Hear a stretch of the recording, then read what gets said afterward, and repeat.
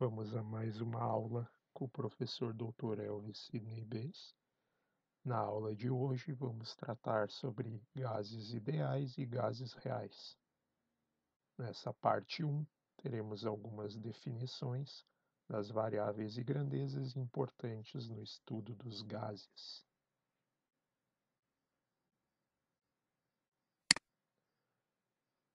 Introdução. Os gases estão presentes em várias situações do nosso cotidiano. Estamos imersos na atmosfera, que é constituída por uma mistura de gases.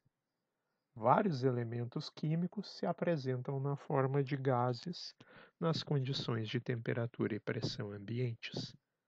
Como exemplos, temos o hidrogênio, que é uma molécula diatômica constituída por dois átomos do elemento hidrogênio, é o H2, nitrogênio, que é fórmula N2, oxigênio, fórmula O2, flúor, F2, cloro, Cl2, gás cloro, Cl2, e os gases nobres, hélio, neônio, argônio, criptônio, xenônio e radônio. Então, vários elementos se apresentam de forma natural na forma de gases. Por isso, os gases apresentam-se como um assunto importante a ser tratado dentro da físico-química. Além do mais, o estado gasoso é o estado mais simples de ser tratado e equacionado matematicamente. Por isso, o interesse de se tratar o estado gasoso dentro da físico-química como um protótipo para o desenvolvimento de estudos de materiais em outras fases, como líquido e sólido. Vários compostos de importância tecnológica industrial também se apresentam na forma de gases nas condições de temperatura e pressão ambientes. Como exemplos importantes temos o metano, fórmula CH4, o dióxido de carbono, CO2, o dióxido de enxofre, SO2, a amônia, o cloreto de hidrogênio, que é o gás utilizado em mistura com a água, dissolvido em água para formar o ácido clorídrico, o monóxido de carbono, é um gás utilizado também industrialmente como também combustível, o acetileno, que é um combustível importante para soldas e geração de calor intenso, o propano e o butano, sendo que propano e butano, essa mistura propano e butano, é o que se utiliza como gás de cozinha, gás que a gente vê aqui na forma vendida na forma dos botijões do tipo P8, P13, P20 de cozinha industrial, P45 e P90. P20, P45, P90 vocês vão ver muito na vida profissional de vocês, na área de alimentos, né, que são os tubos de fornecimento de gás para escala comercial ou industrial. Então, aí vocês conseguem vislumbrar a importância dos gases, né? Os gases estão sempre presentes na indústria de alimentos, na indústria química em geral e na nossa vida cotidiana em geral. Os gases, as características dos gases é que os gases têm massa. Os gases possuem massa, apesar de serem substâncias em estado de baixa densidade, com uma certa leveza perceptível quando brincamos com um balão, por exemplo. Mas os gases têm massa, como mostramos na figura abaixo. Dois balões que são aqui exatamente iguais em tamanho e volume. Um possui gás carbônico, dióxido de carbono, e o outro está cheio de ar, que é uma mistura de gases, oxigênio, nitrogênio e outros gases em menor proporção. E esses dois balões mostram que o balão que possui volume de CO2 tem mais massa que o balão com ar. Ou seja, o CO2 é um gás mais pesado do que o ar, ele tende a se acumular. Então, na parte baixa de um ambiente. Então, aqui a gente já pode ver a demonstração da massa dos gases. Outras características dos gases é que os gases sempre tendem a ocupar todo o volume do recipiente que os contém. Eles possuem uma grande expansibilidade. Eles se expandem de maneira a ocupar o volume inteiro do ambiente. Então, se eles estão dentro de uma garrafa, eles estarão ocupando o volume inteiro da garrafa, diferente de um líquido que vai se acumular por ação da gravidade, né? Só numa porção do recipiente. Vai tomar a forma do recipiente, mas não vai ocupar o recipiente como um todo. Já os gases ocupam o recipiente como um todo. Os gases são muito menos densos do que os sólidos e do que os líquidos. Isto é, em termos de igualdade de massa, ocupam um volume muito maior. Então, se eu pegar a mesma massa da substância em fase gasosa, líquida ou sólida, essa mesma massa ocupará um volume muito, muito grande, em comparação com o volume do líquido e volume do sólido. Os gases sempre se misturam entre si, tá? Possuem grande difusibilidade. Eles se misturam uns com os outros em quaisquer proporções, porque uma molécula acaba se movimentando em meio às demais, isso é a difusibilidade da substância. E os volumes dos gases variam muito com a pressão, eles possuem grande compressibilidade, ou seja, se você aplicar uma pressão maior, menor, o volume varia bastante com a aplicação da pressão. É possível comprimir bastante os gases, diferente dos líquidos e dos sólidos. Se você pegar uma porção de água e colocar dentro de uma seringa, você vai notar que você não consegue alterar o volume dessa quantidade de água aplicando uma pressão no êmbolo da seringa. Isso é muito difícil. Já com o gás, não. Com o gás você consegue pressionar, você consegue expandir. Eles têm uma certa elasticidade, né? Que é a sua compressibilidade, tá? E também eles variam, o volume dos gases variam muito também com a temperatura. Os líquidos já variam com a temperatura, os sólidos um pouco, apenas um pouco, né, de dilatação, mas os gases eles vão ter o volume deles variando muito com a temperatura. Se diz que os gases possuem grande dilatabilidade, que é a variação do volume com a temperatura, em função da temperatura.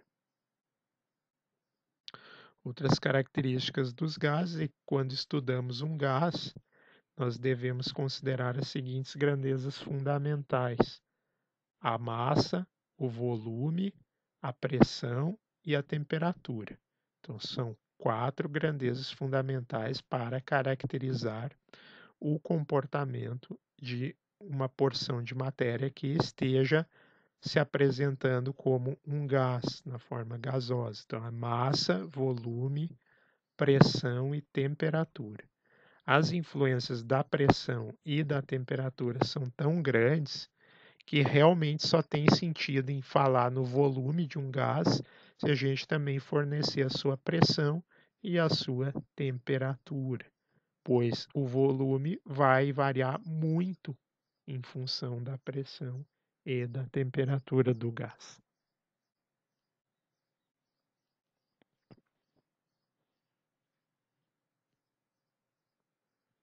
Vamos falar agora da questão do volume. De maneira simplificada, podemos dizer que o volume de um gás coincide com o volume do próprio recipiente que o contém. Então, se eu tiver um tubo de gás e um cilindro, um tubo de forma cilíndrica, o volume daquele cilindro coincide, né, com o volume do gás que está ali contido no tubo. No Sistema Internacional de Unidades, o SI, a unidade padrão de volume é o metro cúbico, definido como o volume de um cubo cuja aresta tem 1 metro de comprimento.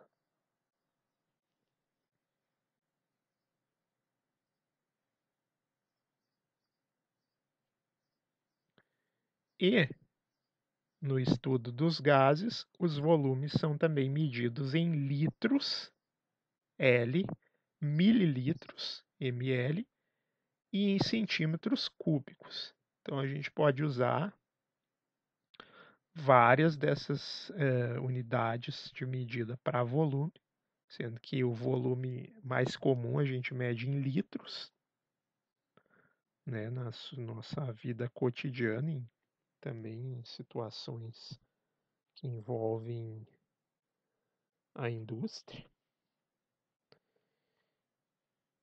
Mas a unidade no sistema internacional é o metro cúbico. Então, para lembrar, 1 metro cúbico equivale a 1.000 litros ou a 1 milhão de mililitros, ou que é igual ao centímetro cúbico, né? 1 mililitro é 1 centímetro cúbico. Já 1 litro é 1.000, equivale a 1.000 mililitros e equivale a 1.000 centímetros cúbicos. 1 mililitro é igual a 1 centímetro cúbico. Então, a gente bom lembrar sempre essas unidades que nós vamos poder converter então de metro cúbico para litro, litro para metro cúbico, conforme a conveniência do tipo de situação que estivermos envolvidos. Vamos falar agora da questão da pressão dos gases. Em física, define-se pressão como o quociente entre uma força, que pode ser o peso, né? Força-peso, que é a massa vezes a gravidade, a aceleração da gravidade, e a área da superfície onde a força está aplicada.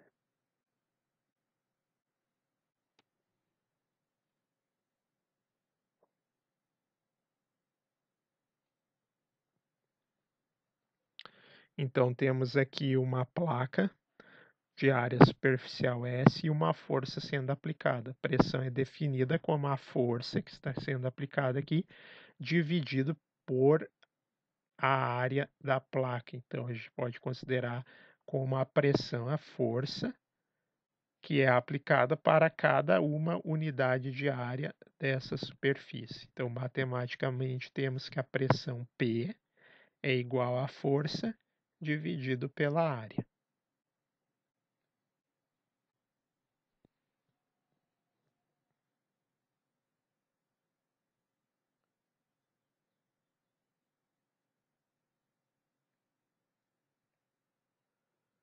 O que é a pressão nos gases? A pressão que causa a pressão no gás, esse efeito que chamamos de pressão, que é essa força distribuída sobre uma área. A pressão de um gás tem origem no impacto de suas moléculas nas paredes do recipiente. Então, aqui eu tenho a parede do recipiente e aqui eu tenho em azul a molécula que constitui o gás. Então, toda vez que a molécula se choca aqui contra a parede do recipiente, ela transfere uma quantidade de movimento, de força, tá, para a parede do recipiente. Se eu tiver uma quantidade de moléculas, eu vou ter uma determinada força sendo aplicada nas paredes pelos choques dessas moléculas contra a parede. Isso vai me gerar uma pressão. Se eu tiver um número maior de moléculas, eu vou ter um número maior de choques acontecendo por unidade de tempo, portanto, uma pressão maior sobre as paredes. Então, quanto mais moléculas eu coloco dentro do recipiente, mais choques eu vou ter, vou poder observar contra a parede do recipiente, e com isso, uma maior pressão sendo exercida sobre as paredes do recipiente.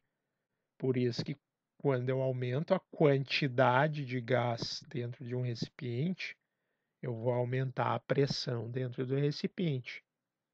Quando eu encho um pneu com ar, eu estou colocando mais moléculas de gases para dentro do pneu, logo, maior número de moléculas estarão colidindo com as paredes do pneu e, portanto, a pressão do pneu será aumentada, certo?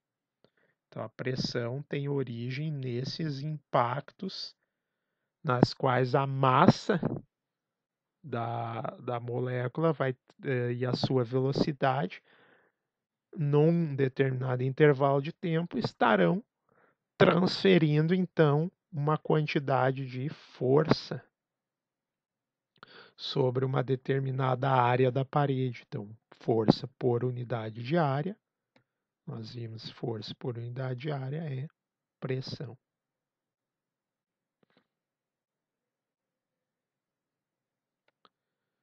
No sistema internacional, SI, a unidade de pressão oficial é o Pascal, simbolizado por PA, P maiúsculo, A minúsculo. Pascal é definido como a pressão exercida por uma força de 1 newton uniformemente distribuída sobre uma superfície plana de 1 metro quadrado de área, sendo essa superfície perpendicular à direção da força. Ou seja, eu tenho uma superfície, aplico uma força de 1 newton, então força 1 newton dividido por área de 1 metro quadrado me fornece 1 pascal de pressão. Essa é a definição da unidade de pressão pascal. Em outras palavras, 1 pascal é igual a 1 newton por metro quadrado. Lembre-se de que 1 newton é a força, a unidade de força, necessária para que 1 quilograma de massa seja acelerado com uma aceleração, na razão de 1 metro por segundo ao quadrado. Como força é massa vezes aceleração, então eu tenho massa de 1 quilograma, aceleração de 1 metro por segundo, isso me produz uma força de 1 newton. E 1 newton distribuído sobre uma área superficial de 1 metro quadrado me produz uma pressão de 1 pascal.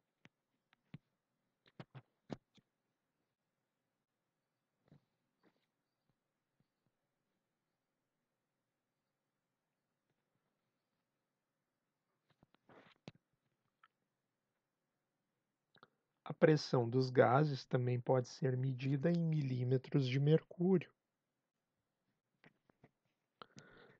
Milímetros de mercúrio é uma unidade que resulta de uma experiência clássica de Torricelli. O cientista italiano Evangelista Torricelli fez o seguinte experimento: quando um tubo completamente cheio de mercúrio é emborcado num recipiente que também contenha mercúrio, a altura H em que o mercúrio estaciona, fica parado, depende exclusivamente da pressão do ar atmosférico. Então, aqui está o sistema utilizado no experimento de Torricelli da medida da pressão, medição da pressão atmosférica. Então, aqui nós temos um barômetro de mercúrio. Barômetro é um instrumento utilizado para medir a pressão atmosférica. A pressão atmosférica é equilibrada pela pressão exercida pela coluna de mercúrio, que cai até a altura apropriada, deixando um vácuo acima dela. A altura da coluna é proporcional à pressão atmosférica. Então, aqui eu tenho um recipiente com mercúrio, que é um metal líquido. Mercúrio é um metal líquido, está aqui o mercúrio dentro do recipiente, então emborca, despeja o tubo aqui, tubo cheio de mercúrio dentro dessa recipiente com mercúrio. O que vai acontecer? Essa coluna de mercúrio ela vai descer até que a força que ela exerce aqui, ó, sobre a superfície do líquido é igual à força que a pressão da atmosfera vai exercer sobre essa porção de líquido no recipiente. Então, essa altura aqui, essa coluna vai ter uma altura que é proporcional, de maneira que iguala a pressão que a atmosfera exerce sobre a superfície aqui de mercúrio do recipiente. Esse foi o experimento, o sistema de aparato do experimento do cientista italiano Torricelli medindo a pressão atmosférica.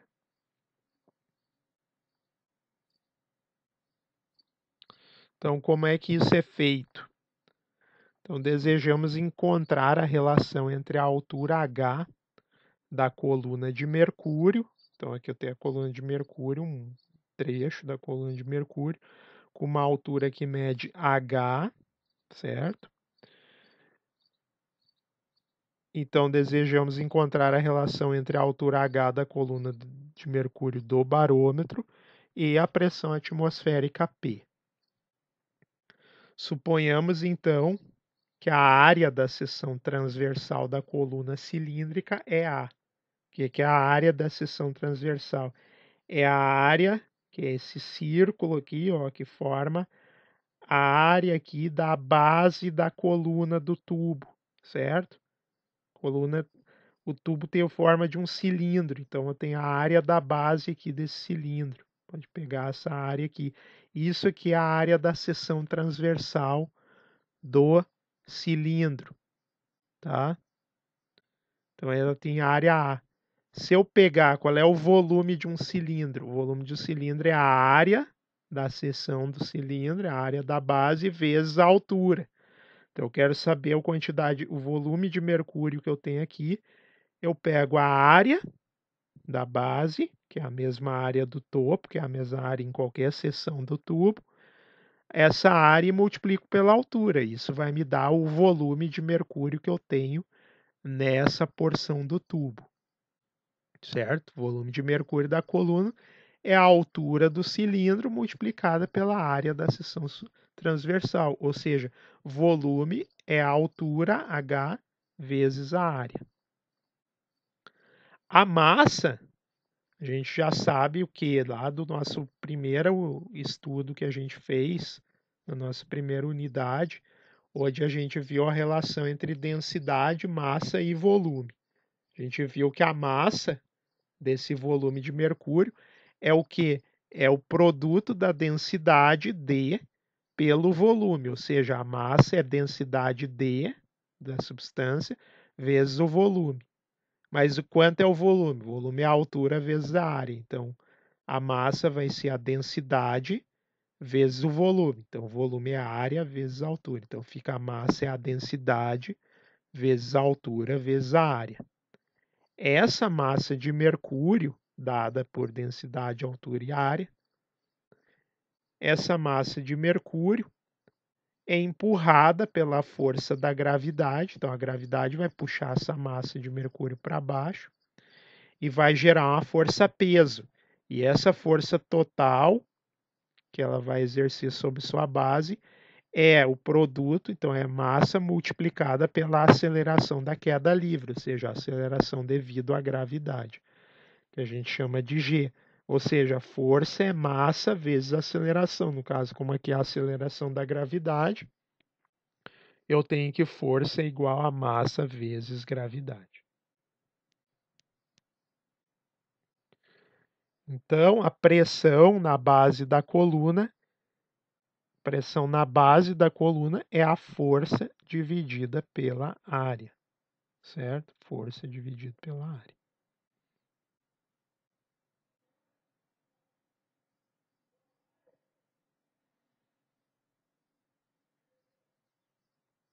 Então, eu tenho que pressão é força dividido pela área. E o que é a força? Bom, a força é a massa de Mercúrio vezes a aceleração da gravidade. E o que é a massa? A massa é a densidade vezes a altura vezes a área da coluna, ou seja, densidade vezes volume. Portanto, a pressão que essa coluna de Mercúrio exerce aqui sobre essa base vai ser força dividido por área, definição de pressão, força dividido por área. Mas o que é a força? A força é a massa de Mercúrio contida aqui vezes a aceleração da gravidade, g. A área aqui embaixo, dividido pela área. Mas o que é a massa? A massa é a densidade vezes a altura vezes a área, ou seja, altura vezes área é volume, densidade vezes volume. Então, esse é a massa, densidade vezes a altura vezes área, vezes a aceleração da gravidade dividido pela área. Então, a área aqui eu posso cancelar com a área de baixo, área por área, que está multiplicando aqui, área dividido por área dá 1. Sobra a densidade, a altura e a aceleração da gravidade. Portanto, a pressão exercida por uma coluna de um líquido qualquer, pode ser mercúrio, pode ser água, pode ser gasolina, pode ser óleo, pode ser o próprio ar, atmosfera, vai ser a densidade desse material, que é a sua massa dividida pelo seu volume, vezes a altura que essa coluna tem, vezes a aceleração da gravidade que ela está submetida. Então, essa é a pressão. Então, pressão é densidade vezes altura vezes a aceleração da gravidade. Memorizem essa equação. Ela vai ser útil, muito útil para o resto da vida de vocês, tá? Vocês vão estudar essa questão também lá em operações unitárias, vocês vão precisar dessa forma quando vocês estiverem fazendo filtração, quando vocês estiverem fazendo operações que envolvem funis e escoamento de líquidos e diversas situações que envolvem o transporte de material dentro de uma indústria.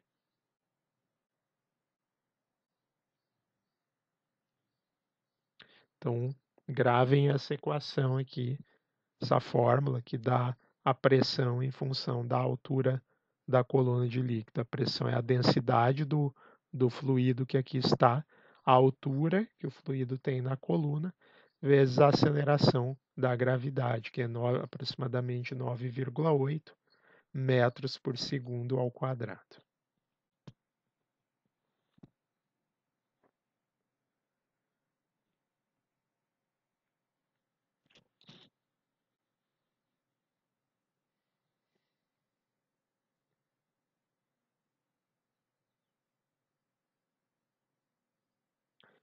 O instrumento que é utilizado para se medir a pressão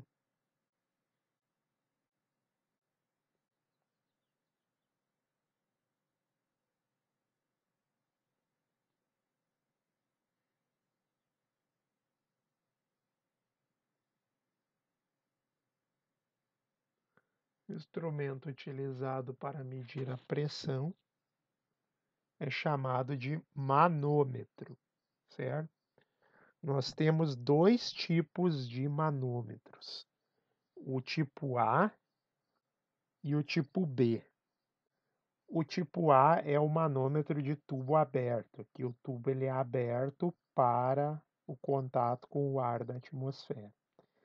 Nesse manômetro, a pressão no interior aqui do aparelho, aqui está conectado. Então, como é que funciona? Ele é um tubo em formato de U, manômetro de tubo, tá? O manômetro de tubo em U, ele é um tubo em formato de U, onde nessa ponta aqui fica ligado no aparelho do recipiente da qual a gente queira medir a pressão.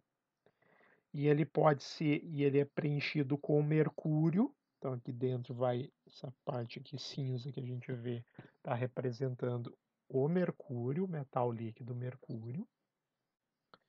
E temos dois tipos, o que é aberto, de tubo aberto, e o de tubo fechado.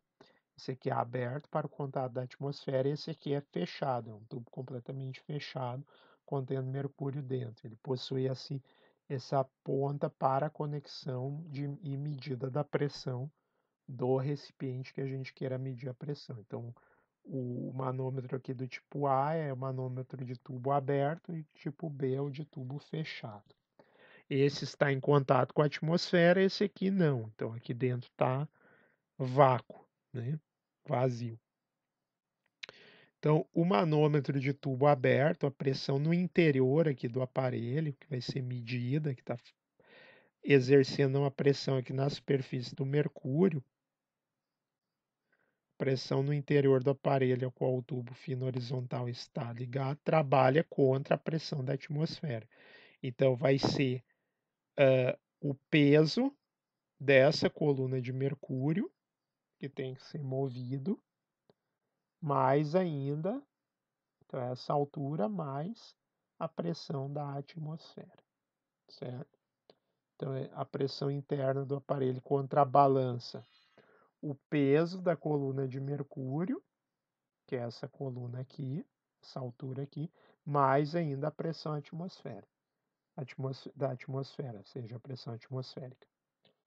Já o manômetro de tubo fechado, a pressão aqui que é medida dentro do aparelho, que fica ligado aqui, que a gente está medindo, qualquer recipiente que a gente queira medir a pressão interna, vai ser simplesmente, como aqui é fechado, então vai ser a pressão exercida pelo gás que está aqui dentro do recipiente no aparelho.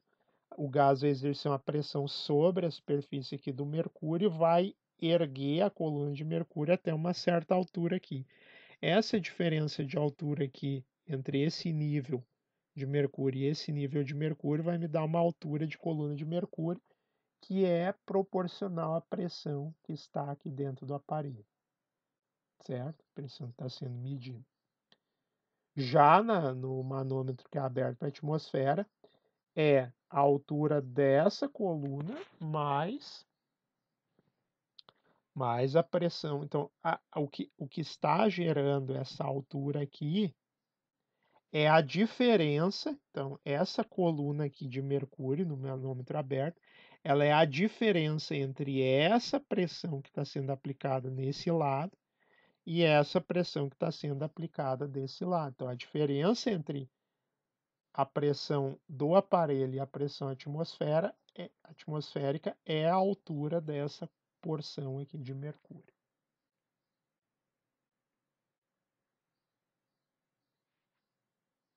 É a diferença entre a pressão interna e a pressão atmosférica. Já no manômetro fechado, a leitura é feita diretamente com essa coluna de mercúrio aqui. Os manômetros, em geral, eles são esses manômetros que a gente usa para medir a pressão de um pneu, por exemplo, eles são manômetros de tubo aberto. Eles medem a diferença entre a pressão interna do pneu e a pressão atmosférica, ou seja, é o quanto a pressão interna do pneu está maior do que a pressão atmosférica.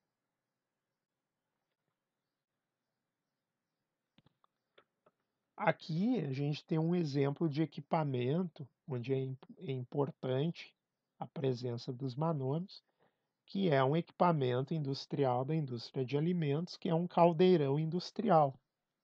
Que vocês podem ver um caldeirão industrial com manômetro e válvula de alívio da pressão. Então aqui está o manômetro, onde vai ser medida a pressão aqui dentro do caldeirão, certo? Caldeirão para cozinhar alimentos em escala industrial.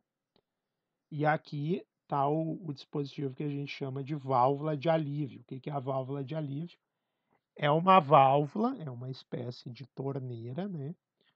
Onde, quando a pressão atinge um certo nível, que fica perigoso de se operar o caldeirão, pela pressão acima daquele nível de pressão, por conta da elevação da temperatura aqui dentro e a geração de vapor, o que se faz?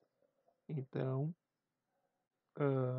a válvula de alívio abre automaticamente e libera um pouco do vapor até que a pressão dentro do caldeirão diminua, certo?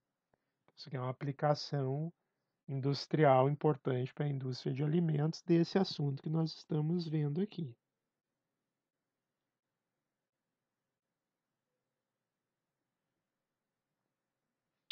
Então, um caldeirão industrial mostrando aqui o manômetro e a válvula de alívio da pressão.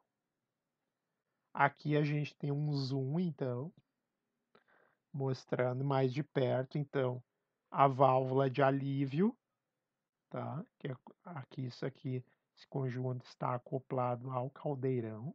Então, aqui é a válvula de alívio e manômetro, que é o instrumento que vai me indicar a pressão dentro do caldeirão.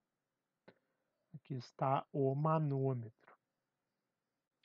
E aqui em zoom, o manômetro visto, então, só o instrumento, então, com o ponteiro que vai indicar, então, aqui na escala a pressão dentro do caldeirão. Essa é a pressão manométrica, é o quanto essa pressão está, a diferença da pressão interna do caldeirão para a pressão atmosférica. Pressão atmosférica é em torno de 0,98 dessa escala aqui de medida, que é o quilograma-força por centímetro quadrado.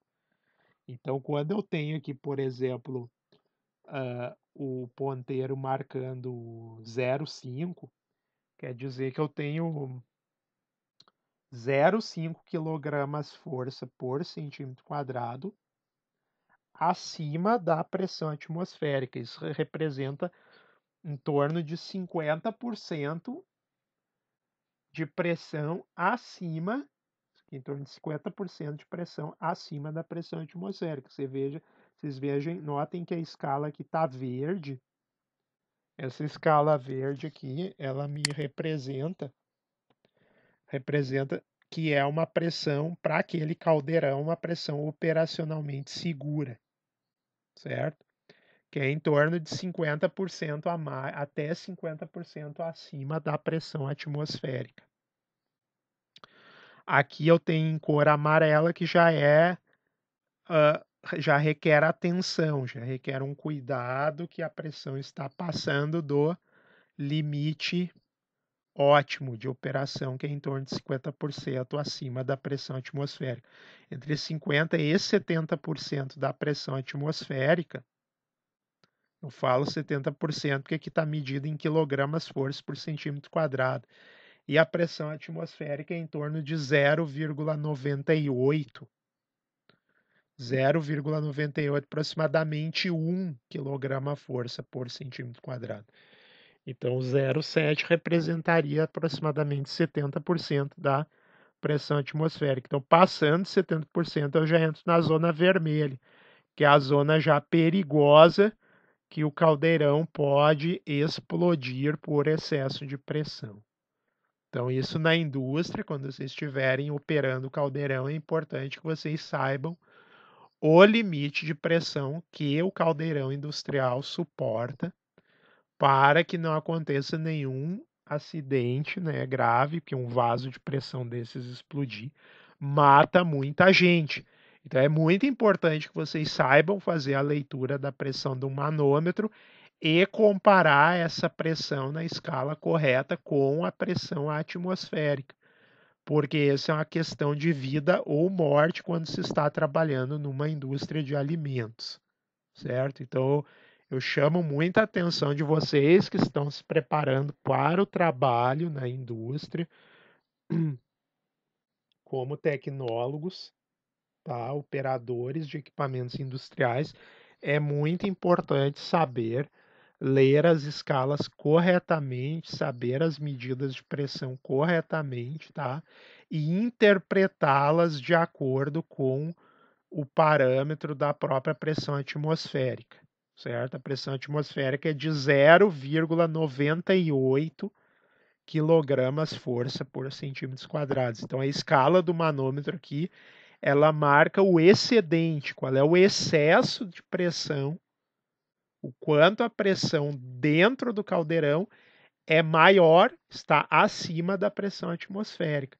Então aqui, por exemplo, 0,4 significa que eu tenho a pressão dentro do caldeirão, já tem a pressão atmosférica, que é 0,98, e eu ainda tenho mais uma pressão positiva somando ali dentro, acima da pressão atmosférica, eu tenho uma pressão de 0,4, ou seja, a pressão total é de 1,38, aproximadamente 1,4, ou seja, 1,4 kg por centímetro quadrado, ou seja, aproximadamente 40, um pouco mais de 40% acima da pressão atmosférica, certo? Isso quer dizer que se você abrisse o caldeirão, tirasse as presilhas desse caldeirão industrial enquanto a pressão está nesse patamar, você terá uma explosão, certo? Você vai ter um deslocamento de vapor em alta temperatura que, se tiver algum operador perto desse caldeirão, você vai possivelmente matar essa pessoa se você fizer essa operação. Então, o que a gente faz quando está operando o caldeirão? Quando o caldeirão é desligado, você tem que observar o ponteiro e deixar o ponteiro voltar para a posição 0. Quando o ponteiro estiver aqui no 0, isso quer dizer o quê? Que a pressão dentro do caldeirão é 0? Não. Quer dizer que a pressão dentro do caldeirão é 0 a diferença dele em relação à atmosfera, ou seja, a pressão dentro do caldeirão está igual à pressão do ambiente que você está operando o caldeirão. Dessa forma, você poderá abrir o caldeirão com segurança sem ter uma explosão de vapor e sem causar danos nos equipamentos e nas pessoas que estiverem à volta do caldeirão. Certo? Para isso vocês estudam físico-química. Essa é uma das razões de vocês estudarem físico-química, para poderem ler e interpretar as situações industriais e os instrumentos industriais que vocês vão operar, dos equipamentos que vocês vão operar na indústria de alimentos.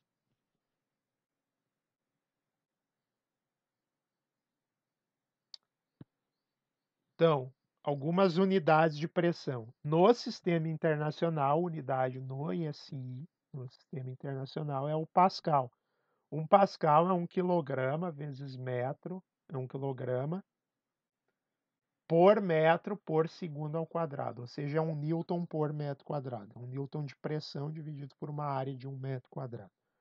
Outras unidades bastante utilizadas são o bar. Um bar equivale a 10 elevado a 5 pascais, ou seja, é 100 mil pascais. Um bar são 100 mil pascais, ou seja, 100 quilopascais. Uma atmosfera equivale a 1,01325 vezes 10 na 5 pascais, ou seja, 101.325 pascais, ou 101,325 quilopascais. Então, uma atmosfera é 100 mil pascais. Um torr é 1/760 da atmosfera, que equivale a 133,322 pascais. 1 milímetro de mercúrio equivale a 133,322 pascais.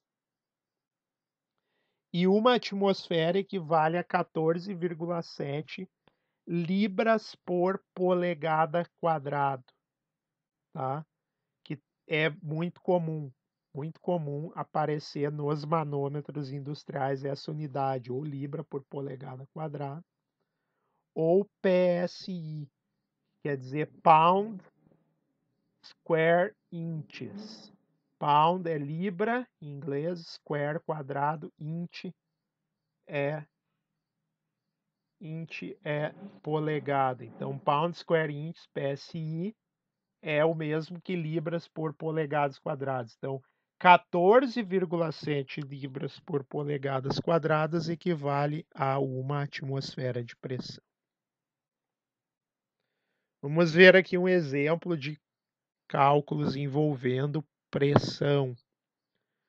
Então, um exemplo diz que os meteorologistas, pessoas que estudam o clima, monitoram as mudanças na pressão atmosférica para ajudar a predizer padrões climáticos. Uma queda na pressão normalmente é sinal de um sistema de instabilidade, ou seja, está se aproximando uma tempestade, um temporal. Suponha que a altura da coluna de mercúrio em um barômetro, que é o equipamento usado para medir a pressão atmosférica, a altura de 760 milímetros em 15 graus Celsius. Pergunta: qual é a pressão atmosférica em pascais? Tá, a pressão atmosférica em pascals em 15 graus, sendo que em 15 graus Celsius a densidade do mercúrio é 13,595 gramas por centímetros cúbicos, o que corresponde a 13.595 quilogramas por metros cúbicos. Então, uma caixa de 1 metro cúbico de mercúrio líquido pesa mais de 13 toneladas, pesa 13.595 quilogramas. E a aceleração padrão da gravidade na superfície da Terra é 9,8665 metros por segundo ao quadrado. Então, eu tenho o quê? Eu tenho um barômetro, um tubo contendo mercúrio, sendo despejado sobre um recipiente contendo mercúrio, a altura de coluna de mercúrio que se forma, que não desce, é de 760 milímetros, do topo da coluna até a superfície do mercúrio líquido, certo? Então, vamos calcular. Aqui já está a resposta, 101 quilopascais. Vamos confirmar que é esse o valor da pressão exercida por essa coluna de mercúrio no barômetro. A solução, então, é o que? A pressão P é dada por o quê? A gente viu e memorizou essa fórmula. Pressão é a densidade do líquido, a gravidade, a aceleração da gravidade, e H, a altura da coluna. Então, DHG. Então, qual é a densidade do mercúrio? É dada no enunciado. 13.595 quilogramas por metros cúbicos. Qual é a altura da coluna de mercúrio? 760 milímetros. Milímetro, ou seja, milésima parte do metro. Ou seja, 0,760 do metro. 760 dividido por 1.000, milímetro.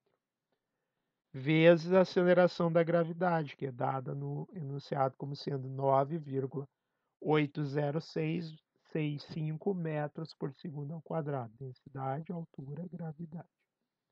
Multiplicando esses três números, eu ganho 1,01 vezes 10 na 5 quilogramas por metro por segundo ao quadrado. Quilogramas por metro por segundo ao quadrado é Pascal.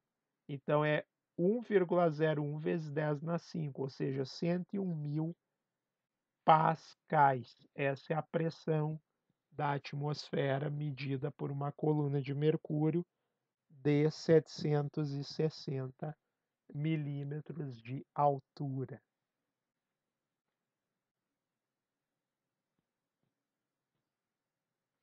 Então, essa coluna de mercúrio de 760 milímetros de altura exerce sobre a superfície do líquido a mesma pressão que a coluna de ar da atmosfera vai estar aqui exercendo sobre essa superfície. E calculamos, então, que essa coluna de 760 milímetros de altura, que equivale a 0,760 metros, multiplicado por a densidade do mercúrio, que é 13.595 kg por metro cúbico, multiplicado pela aceleração da gravidade, que vai puxar essa massa de mercúrio em direção à Terra, tá? Gerando uma força-peso. Essa força-peso dividido pela área me produz uma pressão de 101.000 pascais ou 101 quilopascais. Uma outra grandeza importante para caracterizar o estado de um gás é a temperatura. A gente viu que é massa, pressão, volume e temperatura. Nós vimos volume, vimos pressão, agora vamos ver a questão da temperatura. A temperatura é uma grandeza que mede o grau de agitação das partículas que formam o gás, que constituem o corpo. Pode ser gás, sólido ou líquido, qualquer corpo. A temperatura vai ser uma medida da agitação das partículas. No caso, átomos ou moléculas, dependendo do tipo de material que eu tenho. Para um gás, a temperatura vai depender da velocidade, ou seja, do grau de agitação das moléculas que o constituem. Então, temperatura é uma medida dessa velocidade com que as partículas estão se movimentando lá dentro do recipiente. A temperatura dos gases pode ser medida com o auxílio de várias escalas termométricas diferentes. Então, são termômetros, são os instrumentos usados para medir temperatura, e eu posso medir essa temperatura em várias escalas. No Brasil, a escala usual é a escala Celsius, tá?